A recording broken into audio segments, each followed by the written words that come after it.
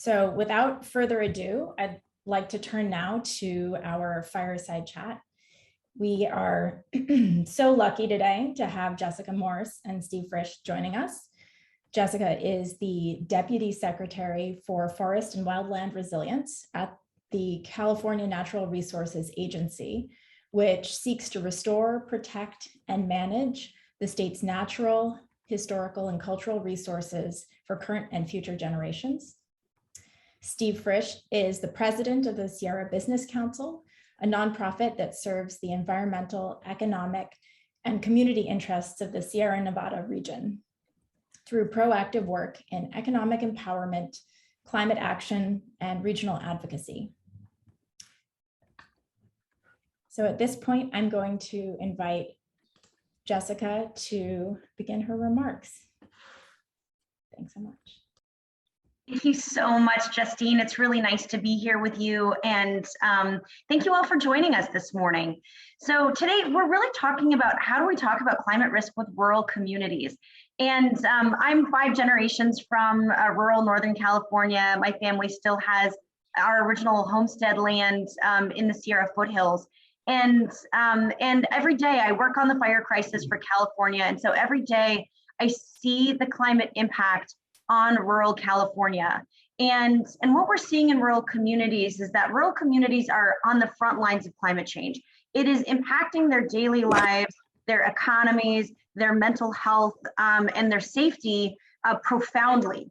And yet there's sometimes a disconnect when you talk about climate change. But what I found in rural communities, you don't have to talk about sort of the terms climate change or carbon sequestration. What you need to talk about are the impacts of climate change that they are feeling daily and presently. So whether that's, I don't need to convince anybody in rural California that the fire crisis is real and is present because they are living it. Rural communities also really need to understand that these crises that they're facing, that they are solvable. They need to understand the solutions and they need to see where they fit into those solutions. It's important for rural communities to understand that investing in solutions is cheaper and better for their economies than doing nothing, that there's a cost to doing nothing. And then they need to make sure that the solutions, that some of the solutions are, they see direct benefits to, some of the solutions feel imposed on them. And so creating paths and support to be able to help them achieve the solution so that they're not sort of compounding financial burdens. So let me give you a couple examples of this. So in terms of rural communities really living the front lines of climate change, well, the Sierra Nevada is a really good example of this. So we are seeing already, scientists were predicting in climate change that we would see compounding cycles of climate change. In the Sierra Nevada, in California's fire crisis, we're seeing that firsthand. So for example, we're continuing to live in a once in millennia mega drought. And that drought starting in 2012 to 2015 killed off 169 million trees in the Sierra. So that drought and extremity really stressed our forests. What happened is that those trees went from standing trees to dead fallen trees over the last 5 years, and went from being they became ground fodder for fires. We then had a series of heat waves on top of that drought that then dried out that dead standing fuel, and it created mega fires that were really unprecedented. A great example, or terrifying example, is the 2020 Creek Fire in the Sierra Nevada that had a phenomena scientists call standing combustion. You had so many dead fallen trees on the ground, wider diameter, that you had active flames throughout the entire footprint. It created a weather system, a pyrocumulus cloud, that went 50,000 feet into the air, creating fire tornadoes, dry lightning, and then collapsing on firefighters, creating really dynamic sort of hurricane force winds in that active fire footprint because of that fuel load. That fire scientists hadn't seen fire behavior like that at that scale of standing combustion since the Tokyo fire bombings and the bombings of Dresden. And so our Sierra communities are living through essentially a climate war zone that is creating catastrophic impacts for them. That creek fire burned so intensely and so hot that it wiped out that forest and that watershed, devastated communities, and also, but in addition to sort of the direct impact of communities being lost, losing homes, what we also lost was livelihoods. And we saw that not just with the creek fire, but this summer with the Dixie fire, the Caldor fire, the Tamarack fire, that these communities, their entire livelihoods depend on tourism from about 3 months of the year. And when they are on fire for their peak tourist season, that means that their annual revenue is lost during those windows. It also means that these communities, people moved up to these areas like the Tamarack fire in Alpine County, beautiful town of Markleeville, came under siege this summer.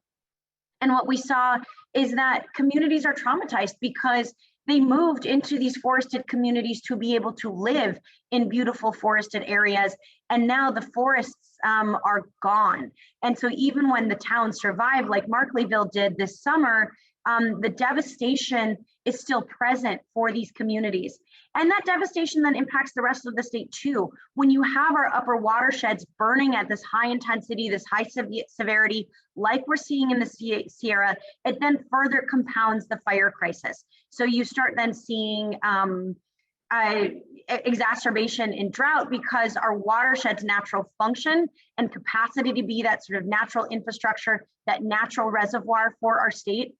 In California, 60% of our water originates in the Sierra Nevada.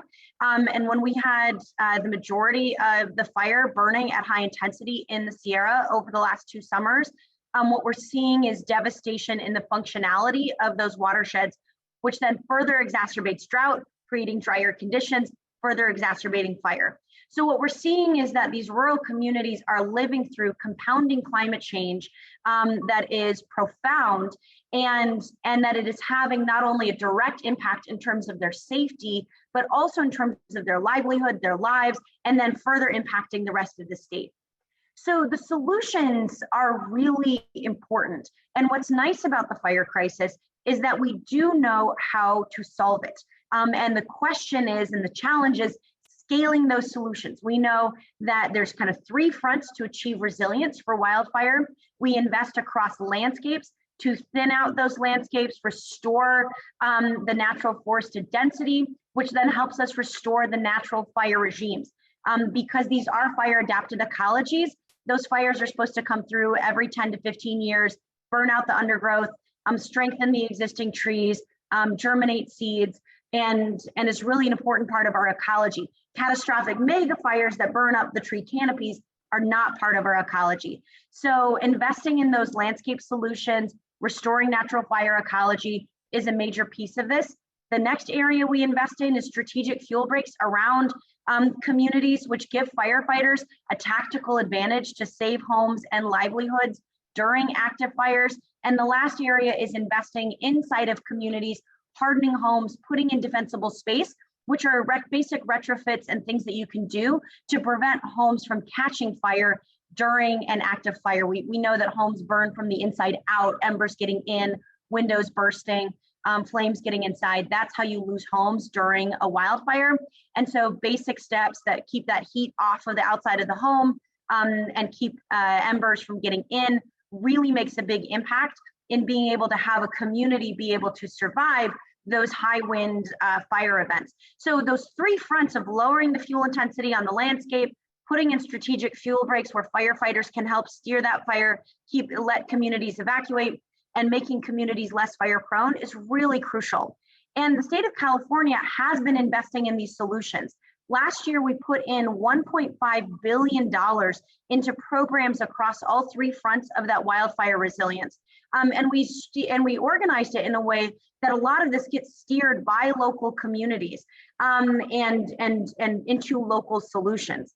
And so we're trying to get those resources on the ground. It's scaling dramatically. Before this, we had $75 million in fire resilience. So we've ramped up dramatically We're asking for another $1.2 billion within negotiations with the legislature right now to try to be able to keep up this high pace. But we're delivering programs and delivering results. And so now the challenge is helping rural communities, helping scale those solutions so that everyone can see them having an impact on their towns and livelihoods. And then also ensuring that communities understand that their tax dollars are delivering those results for them. And so that's often kind of a misstep as well, that just being able to communicate it in a way that it is understood and seen in these more rural communities is really crucial. So showing up and, you know, talking to the local radio station and showing up and having events in local communities has been a big way to be able to get that word out.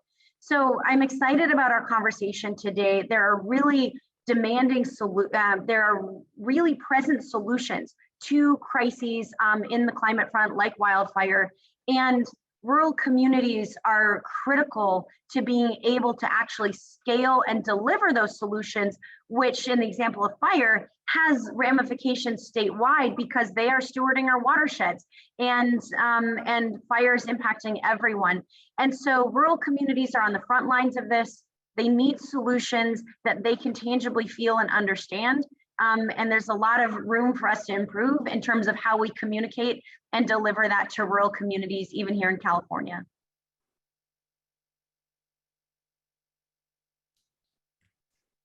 Thanks so much, Jessica. Let's hand it over to Steve. Thanks, Jessica. So my name is Steve Frisch. I'm with the Sierra Business Council. And before we start, first a shout out to my friends on the east side of the Sierra Nevada.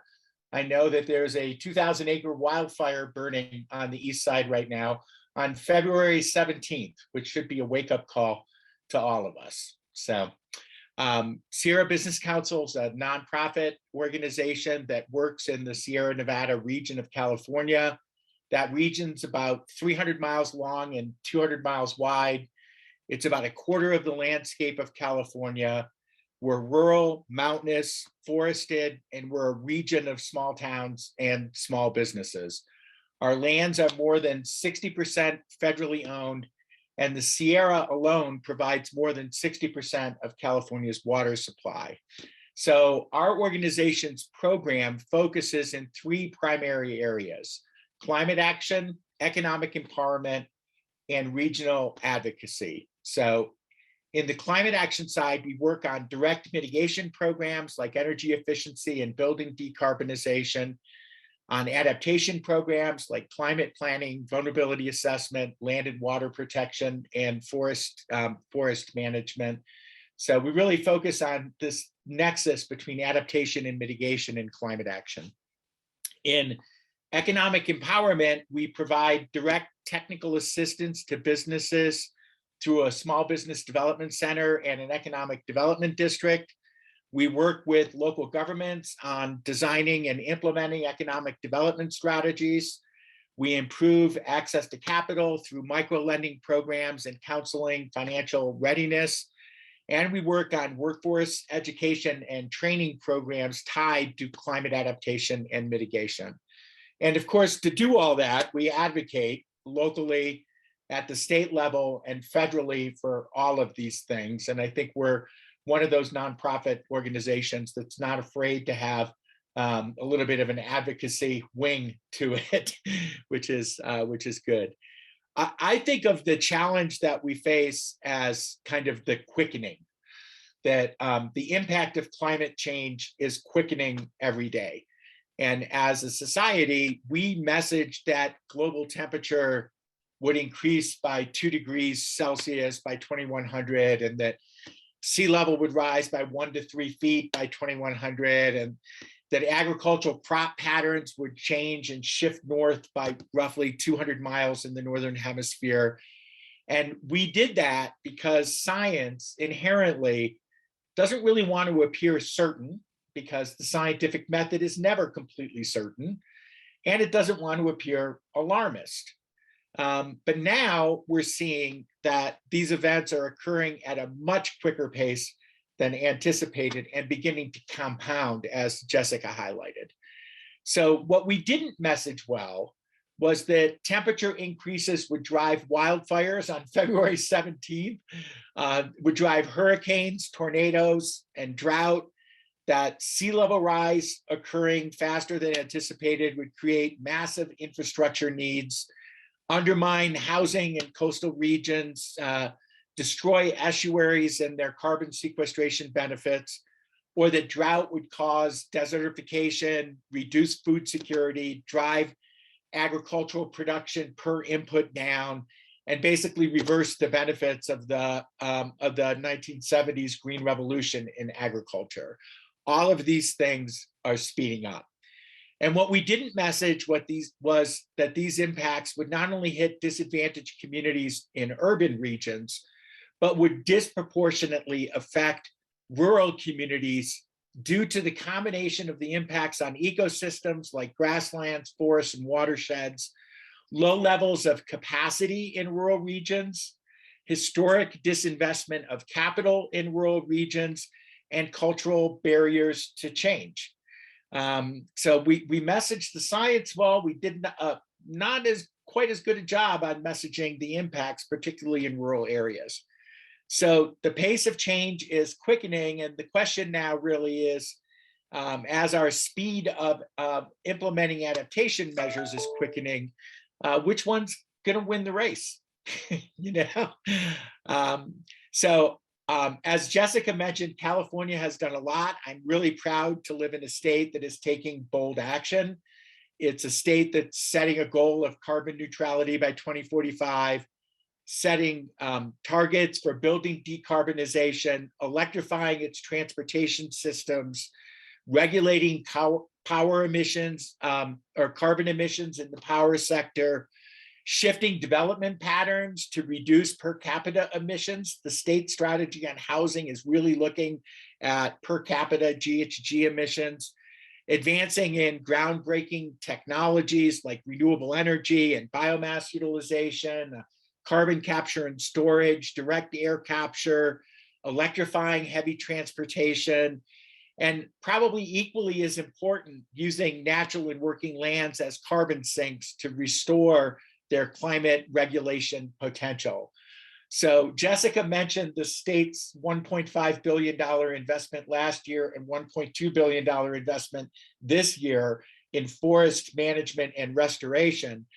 But over the last 2 years, with the proposed budget this year and last year's approved budget, California will have invested more than $40 billion from its state budget in carbon reduction strategies in the last 2 years alone, which is truly remarkable. So the pace of our response is quickening. So I kind of see SBC as the Green New Deal without the buzz, without the brand, and without the perceived baggage, right? Our core message is that rural regions can be a huge part of achieving our carbon neutrality goals and build rural economic prosperity and equity at the same time. And we do that by fighting for and linking climate mitigation and adaptation investments to improving opportunities for expanding existing businesses, creating new businesses, and restoring lands, waters, and forests in the rural regions. We do that by identifying the most at-risk places, which are often disadvantaged communities, tribal communities, and communities of color, and supporting investment in these communities first, and trying to focus our attention there first. Really linking community economy and the climate is our mission.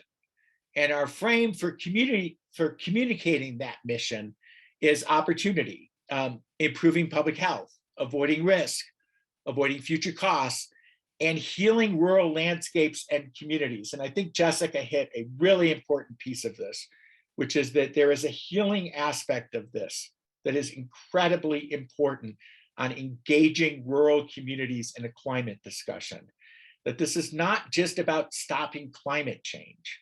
It's about healing the ills of rural communities and creating opportunity for their residents to participate in that, to be in charge of their own destiny in order to control what happens in their communities and have a stake in it. which is, I think, a key part of that frame. So we know we're only kind of at the beginning of this effort, but clearly we think that there are some lessons from our rural communities that resonate to rural landscapes across the country. I'm really happy to see people here from all over the US, which is really exciting. And we're hoping that some of the lessons we're learning in California can translate to other communities across the country. So thanks for being here and look forward to the discussion. Thanks so much.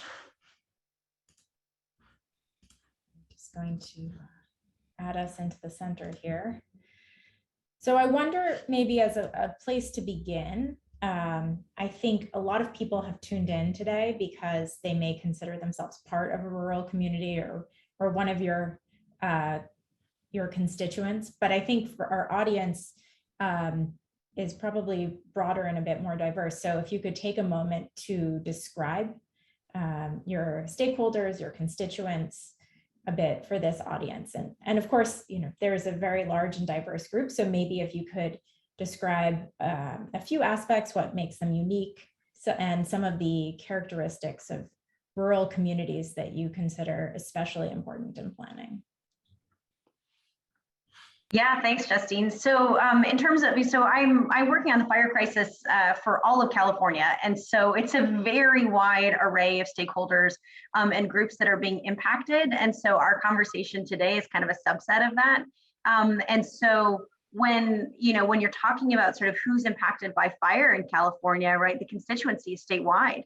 1 in 4 Californians live in a high fire risk zone. Everybody is impacted by smoke inhalation, and there are serious health impacts to that, right? When you have smoke from the wildfires last year were sitting in Reno, and the year before they were sitting in the Central Valley. And so you have communities that don't have good air filtration, that might be in urban areas that are heavily impacted by the health impacts of this. You have then communities that have their livelihoods impacted. It's also a diverse range of people, topography, and ecologies that people are living in. It's everything from people living in the Sierra and mountain communities to the coastal forest lands to Southern California chaparral ecosystems. And so what that means is that we've had to really listen and ensure that the solutions we are having are tailored to the community, the ecology, and the economy of these incredibly diverse communities throughout California that are being impacted by the fire crisis and the climate crisis in particular. And so I'll just give you an example. We have oriented this $1.5 billion budget for fire resilience to be built around local collaboratives. So something called the Regional Forest and Fire Capacity Program.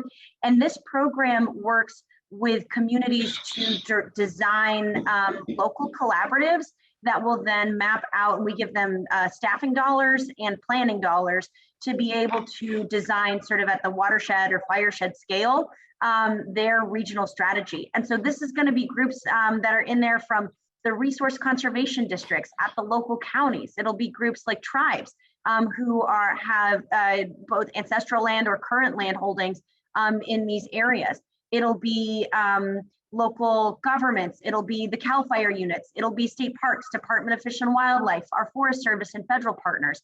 And so you get all of the different land owners, land managers, and stakeholders into community collaboratives that then design much more cohesive strategies to delivering their fire resilience. And then the rest of our dollars are then, a lot of these dollars are then grant dollars that then go into the strategies identified by these regional collaboratives. So one of our goals, whether you're in Southern California and facing a chaparral ecosystem and a lot of people living in sort of suburban type homes surrounded by the wildland urban interface, or if you're up in Pollock Pines in the foothills of the California Sierra Nevada mountains, that we're making investments in a way that the strategic fuel breaks you need, the right ratio. So for example, in Southern California, a lot of our investments are oriented around fire watch communities to stop ignitions, investments like in a defensible space and chipping program in San Diego, for example. We gave the local tribe a fire engine so that they could help be part of the response force, because a lot of what you need to do in those ecosystems and communities is to really work on the ignition mitigation and improving the defensibility of the homes, in addition to some strategic fuel breaks. Up in the Sierra Nevada, you're really sort of emphasizing and leaning in not only on sort of that home hardening defensible space, strategic fuel breaks, really trying to get prescribed fire back on the landscape and thinning out those forested ecosystems. So different communities are going to have different needs. But in terms of these rural constituencies, right, being a Sierra Nevada woman myself, that there is certainly, I understand and empathize and have been able to actually give a voice. Some of our constituencies in California don't have a political voice in these conversations. Southern California has a really strong political advocacy voice in the fire crisis and on the climate crisis. And what I'm not seeing often is rural communities having the same level of political strength and advocacy. And so we've worked really hard as a state government to make sure that everybody in California is getting a seat at the table in these conversations and having sort of the nuances of what their concerns are heard.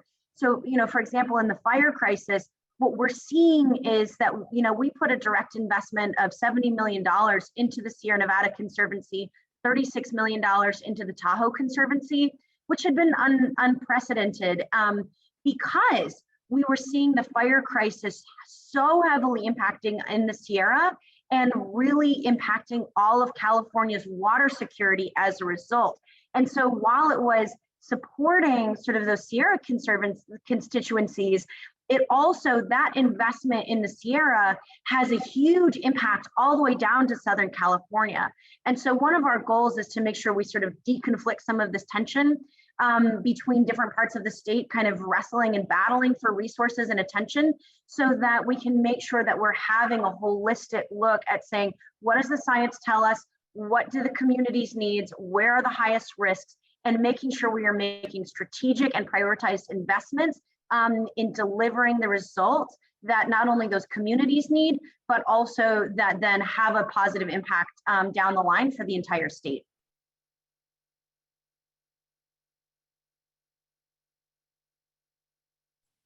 I think one of the really interesting things about rural stakeholders is when you think about what makes them different and requires a somewhat different approach is, number one, they're often very tied to their community and have a strong sense of identity tied to that community.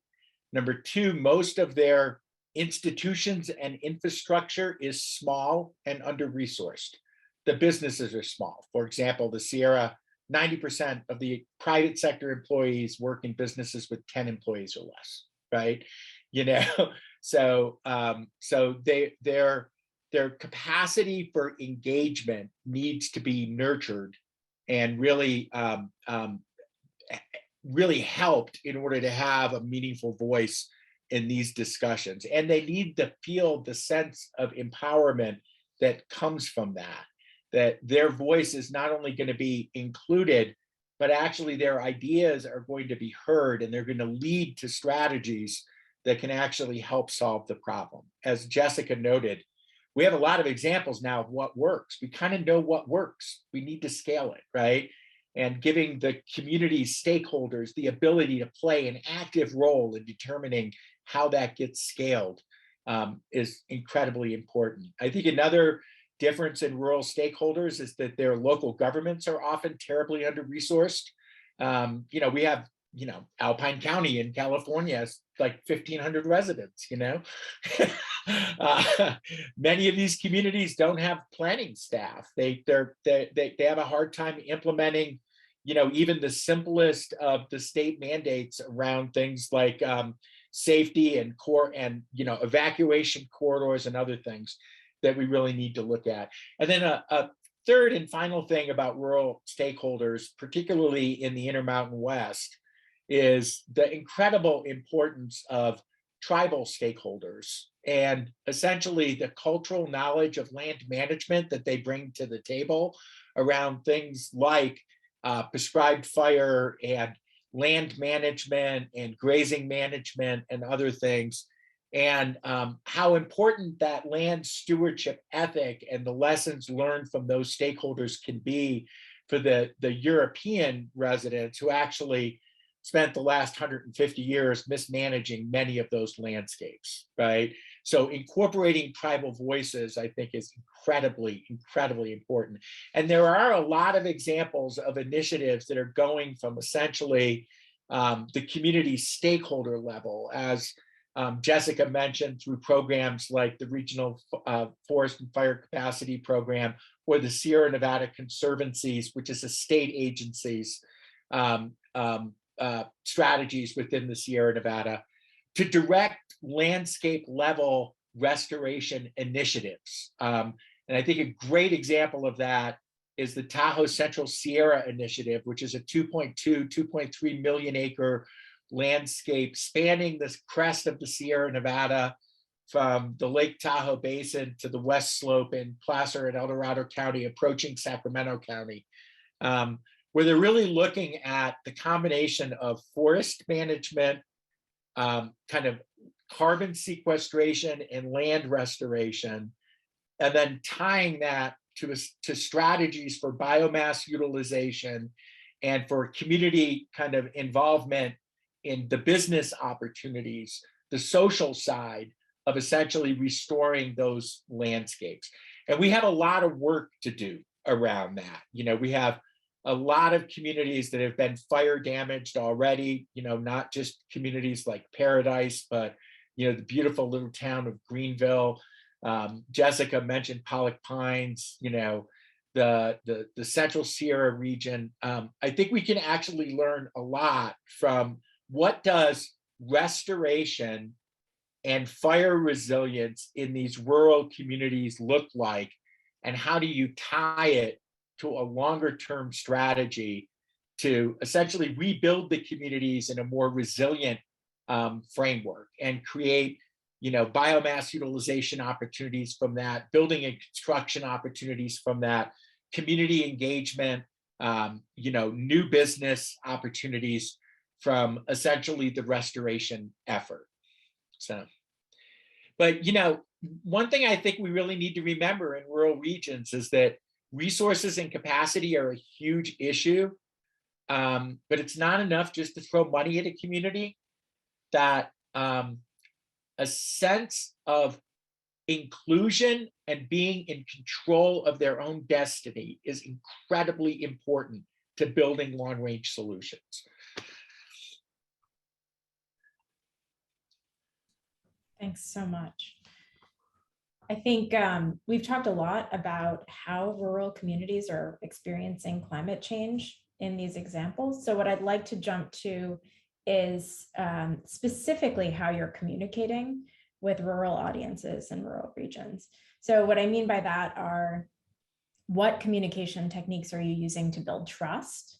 How do you go about communicating the compounding events that are heightening the level of risk that you talked about so eloquently at the beginning? And with that also, what are the most effective frames for people to encourage people to engage with climate change information? So I'll take a crack at that first, Jessica, and then you can follow, but I don't want to pass over the rural community experience of climate change, because I want to mention just one more aspect of it that is incredibly important. That for all rural communities, whether it's wildfire, hurricane, tornado, these are cathartic events. These are life-changing events. And there is a mental health aspect of this that is incredibly important, right? And, you know, I think we have a tendency as professionals to look at climate change through the lens of climate science and not behavioral science, not the psychological impact, the traumatizing impact, and all the rest of that. So one thing I would really counsel is that a concomitant investment in treating the people affected by climate change the trauma they experience is incredibly important, that it be done at the same time, because this is we have to get this right now as this is quickening. But as far as the specific communications techniques and tools that we use to build trust, I think that, we really come at this issue through a frame of not just autonomy and self-sufficiency, but also we start this discussion in many communities, not with the climate science message, but with the opportunity message, that adapting to climate change is an opportunity to build new business opportunities, to expand existing businesses, to create jobs, to stand up workforce education and training programs, to invest in youth in the community, to participate in the solutions, to improve public health, to avoid future costs, to improve economic efficiency for their institutions and local governments, to honor cultural and traditional practices in those communities, including things like tribal land management practices, or the traditional industries that have been associated with those communities, like logging and farming and ranching, and improving practices in those communities to adapt to climate change. And oh yeah, by the way, if that solves the climate crisis, great. We seldom lead with the world is on fire. We almost always lead with there's an opportunity here to actually create something for your community that you can participate in and that you can be in charge of, right? And then as far as the trusted messengers are concerned, the interesting thing that we've discovered is that if you start small with little things, we started more with energy efficiency than anything else. Everyone wants to save a buck, right? That one of the things that happens is that people start doing the small things, and then they begin to aggregate those small things together, and they realize, hey, actually what I'm doing is actually making a difference. And it opens the door to the big things. They start seeing the benefit of the small things, and maybe they didn't even think about it to begin with as climate adaptation or mitigation. But the more they do it, the more they see the result of it, the more they see the benefit of it, and they begin to adopt practices that adopt practices that actually improve climate adaptation and mitigation outcomes. They start to become essentially the champion. And those champions have surprised us over the years. This is not a red or blue issue. This is not a conservative or liberal issue. Every conservative forester and rancher in the Sierra Nevada knows that climate change is changing their forest and their grazing. They've seen it. Small landowners know this. They're struggling with the need to manage their forested lands and remove trees and deal with bark beetle and everything else. So really, what ends up happening is the community of voices emerge that you don't expect to be the trusted messengers. And they're, often a farmer or a rancher or a firefighter or a local elected official or a small business owner that sees that their business is dependent upon the people who travel to the region because they love the beautiful out of doors and it's being destroyed, and they become the messengers who actually resonate the most in the community. I think Sierra Business Council's role is to empower those messengers. To be honest, we're kind of seen as this wonky organization that works on climate stuff, and like we can try to deliver this message, but it's way more powerful when it's delivered by people who live in the community. And of course, the other trusted messenger is youth, which is really, really important to engage youth in opportunities for job development and other things. But then they become the ones who actually train their parents. They teach their parents well, right? And that is a really important messenger to be engaging in the region. Jess? Steve, I think you've covered it, but let me add some sort of insights and perspectives on that as well. I mean, I agree with Steve, right? A wildfire is not going to ask if you're a Democrat or Republican, so neither do we. And it's so critical that this is never presented as a partisan issue, because it's not. I mean, it's a human issue.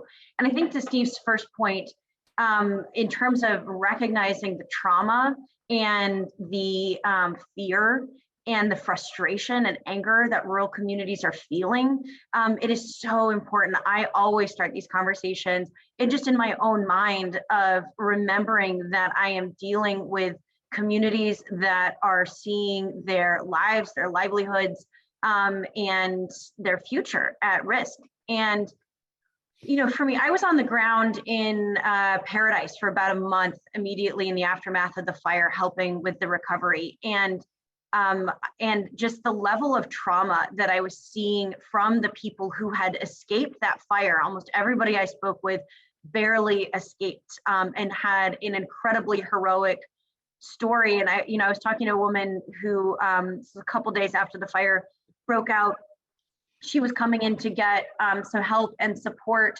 And I think it was the first time she had paused. I asked her how was she doing?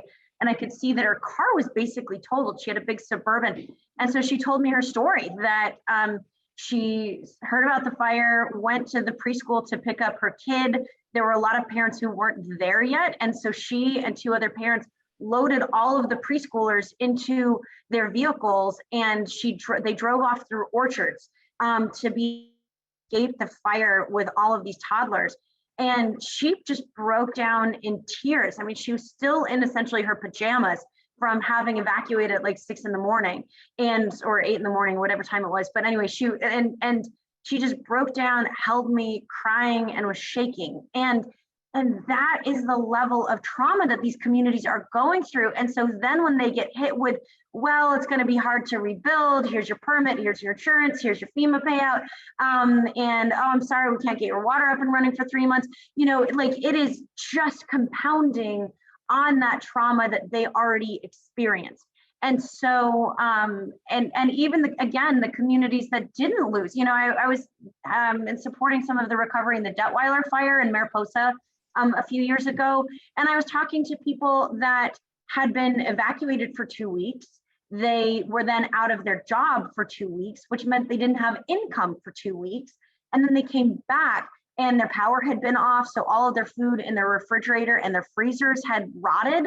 And when you have a freezer full of, of game that you're planning to eat throughout the year, suddenly, you can't immediately restock that. And the smoke exposure that their house went through meant that their pantry was lost. So suddenly they were coming in for help because they just needed to have basic groceries to feed their children, because 2 weeks of unemployment meant that they were just extremely vulnerable.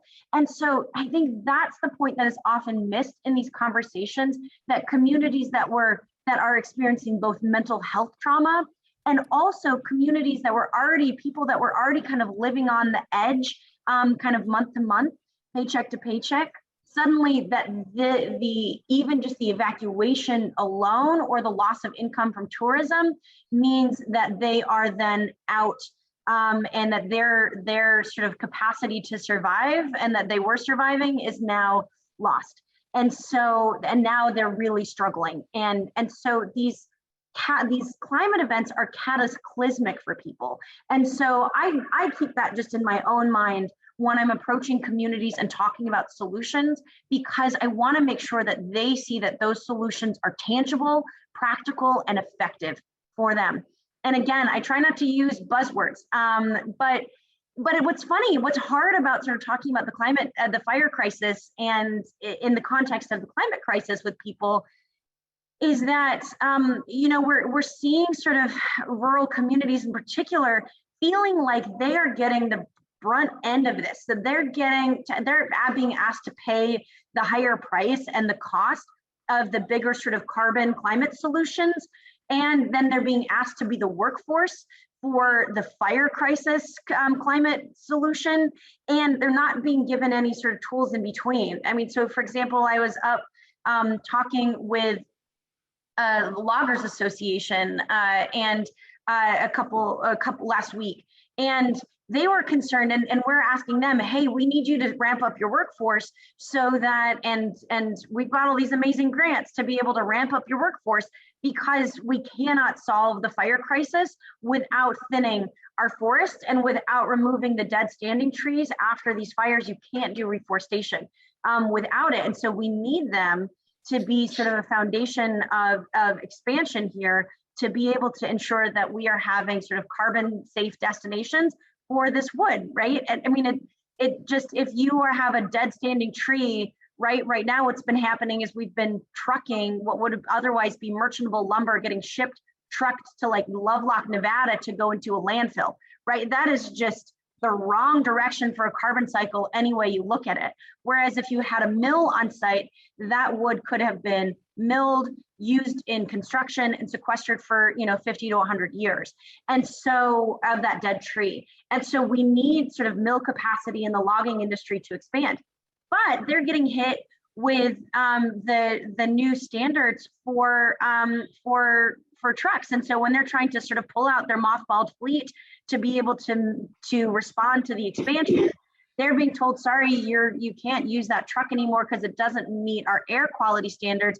And now you need this fancy truck with a computer chip, and it's going to be more expensive, and it's going to break down more than your old reliable truck.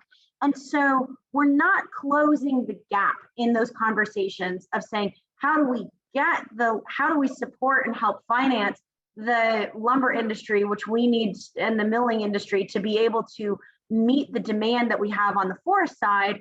How do we help them and help them get these higher quality and more, try to get them reliable, better air emission vehicles, right? And so instead they feel like they're being asked to like expand their businesses without any support for getting there. And I hear that kind of story in rural communities over and over, where they're getting asked to move, they're getting asked to build differently. And all of those are strong policies that need to happen, but they're then not being given the tools or the conversations to be able to achieve those policies in a way that is sustainable and actually achievable for them, that doesn't just put them under. And so there's a lot of listening that happens and that needs to happen in these crises to be able to find a path forward so that our rural communities that are experiencing the front end of climate change are then also being given tools to achieve long-term climate change goals as well.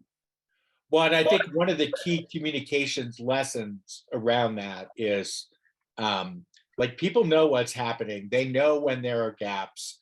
They know when policies aren't connecting together. They know when the solutions are not being implied systemically. Really important in communications, when those things come up, you have to acknowledge them.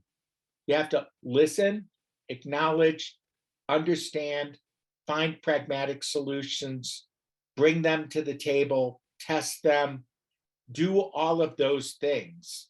Because like, from the communication standpoint, not only do you face the kind of low capacity in rural regions, you face a lot of skepticism about government's ability to actually be an actor who can make change, and positive change, right?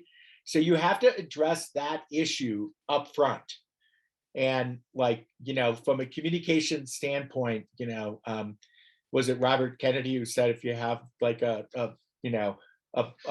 blemish, hang a sign on it, right?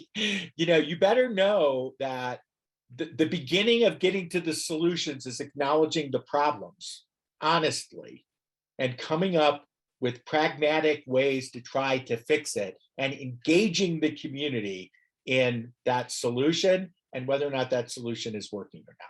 Incredibly important. Thank you both. We're nearly out of time, but I wonder if I might give you each 1 minute to wrap up with a reflection on an experience that you've had where there's been a communication breakthrough? So I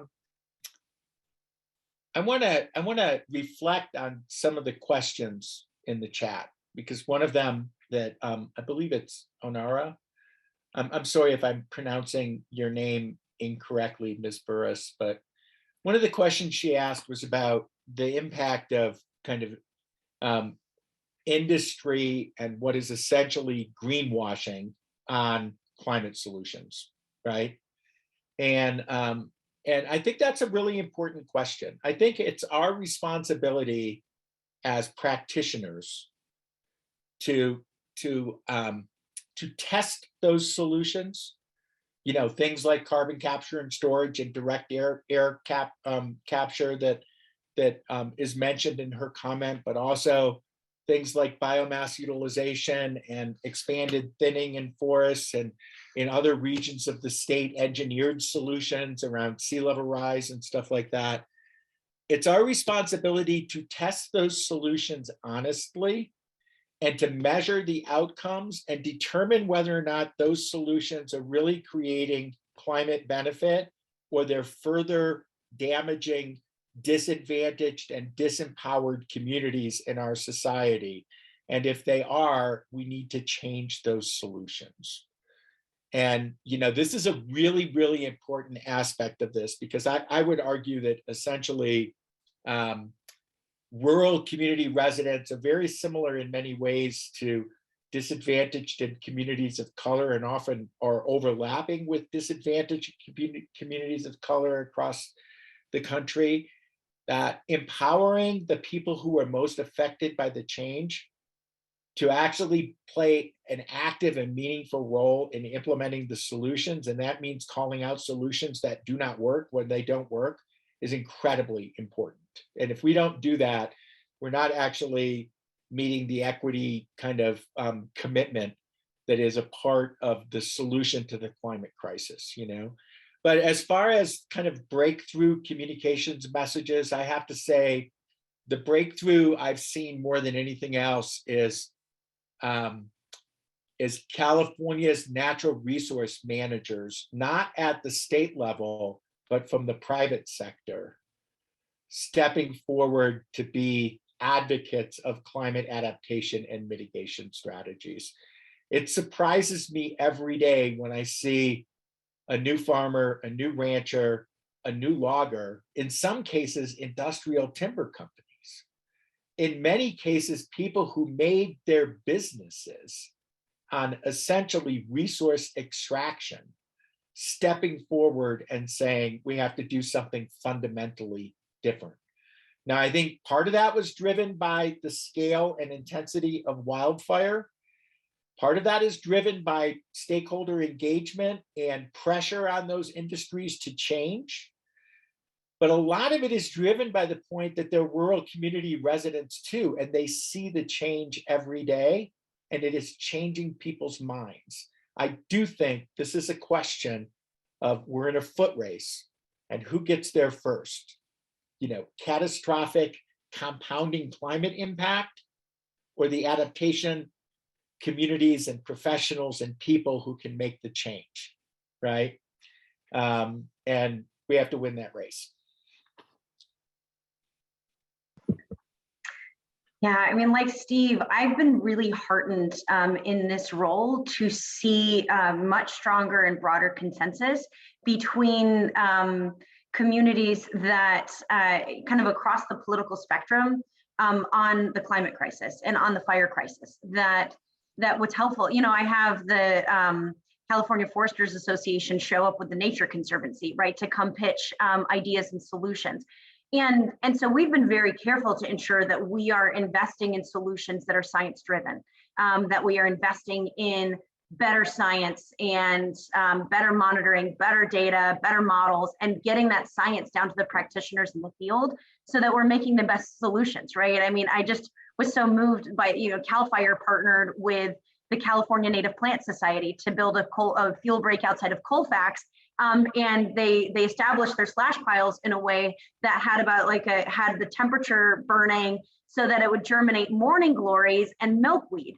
And now that strategic fuel break that protects the community of Colfax is also a lovely sort of mixed pine oak woodland that has monarch butterflies returning to it. And so what's nice is that when we are solving for the climate crisis, it also delivers solutions that have a positive impact on the local economy, as well as positive impact on our biodiversity. And I've been seeing a commitment and a willingness to do that, right? When I talk to loggers, they are really concerned about soil conditions, right? I've never seen a group that is more committed to ensuring and protecting soil quality. And when I talk to Pacific Forest Trust and the Save the Redwoods League, they are committed to ensuring that we are restoring natural structure of our forests and investing in restoration economies. And so they recognize that you do have to remove trees and create a more sustainable solution here. And so there is a lovely sense of consensus that I am starting to see. There's groups on kind of the extremes always, but in general, I'm seeing sort of 80% of these groups on board, grounded by good science in this space that is then driving, and that they're creating that pressure to continue to drive good policy. And so, I see that my job is to listen because I've had the opportunity to put in really policy wonk ideas into our, Steve knows it well, into our wildfire budget. For example, we put in 7-year lifetime on the dollars, which is something that I've heard consistently from rural communities, that the state's budget system of having dollars expire after 2 to 3 years meant that they would have to apply for grants 3 or 4 times to do this, to complete one project. And so that wasn't efficient. And so instead, we got Department of Finance to give us 7 years on some of these dollars, which means that our grants can be bigger across a whole watershed, means you can hire somebody for that 7 years. You can give off a feedstock contract for the woody waste material that's coming off of that project for 7 years. So there's a lot of really detailed things that we were able to put in here because we listened. And there's a lot of room to grow too. There's a lot more listening to be done and a lot more action on the ground. But I'm just so grateful for the here and the partnerships, and we just expect it to continue to grow. Steve, we're going to win that foot race. And so we want to make sure that our communities are safe, that they are thriving, because it's not good enough just to say we're going to survive climate change. We need to adjust our resilient structures in a way that our communities can thrive even in the face of these more extreme conditions. Jessica and Steve, thank you so much. I think reflecting on the co-benefits and the opportunities is a really important place to leave us. And it goes without saying that having you both here speaks to the kinds of partnerships and coalitions we need to grow to do the work. So I'm just going to wrap up. I know we're a minute over time by thanking you all, especially Steve and Jessica, for coming and being with us today. If you would like to know more about CALE, you can drop us a line in the chat. You can send me an email. My email will be in the chat momentarily. And we'll be reconvening in April when we will be looking at writing about climate, speaking with a climate journalist in that session.